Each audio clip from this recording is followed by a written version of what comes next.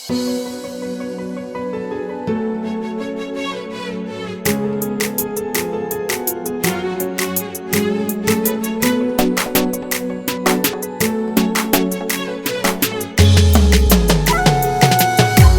iller necə keçdi bilmədim.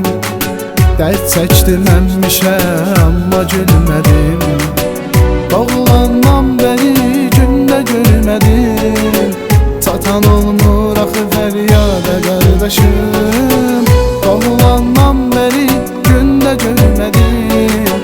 Çatan olmur axı fəryada qardaşım.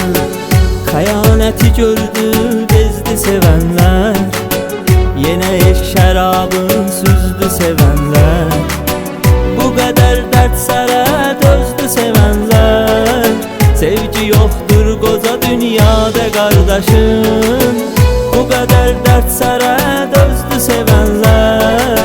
Sevgi yoxdur qoca dünyada qardaşım. Yaşa öz həyatını sadə qardaşım. Salıram o günləri yada qardaşım. Nə bilim qocalara cavan ömrümü vermişəm sən demə badə qardaşım. Yaşa öz həyatını sadə qardaşım. Salıram o günləri yada qardaşım. Nə bilim qocalara cavan ömrümü vermişəm sən demə badə qardaşım.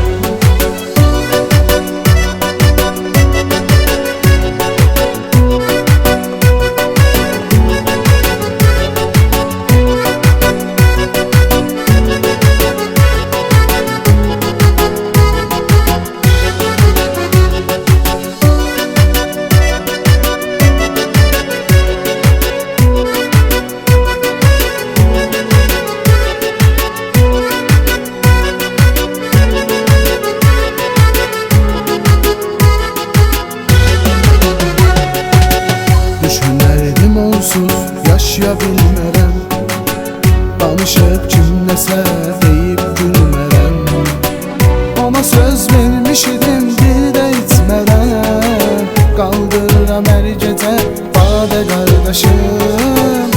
Ona söz vermiş idim bir də içmərəm. Qaldırıram hər gecə badə qardaşım. Sevən insanların ürək yaralıdır. Bu sevən könlümün başı bəlalıdır. Nə üçün sevdiğim məndən aralıdır. Məni salmır niyə yada qardaşım. Nə üçün sevdiğim məndən aralıdır.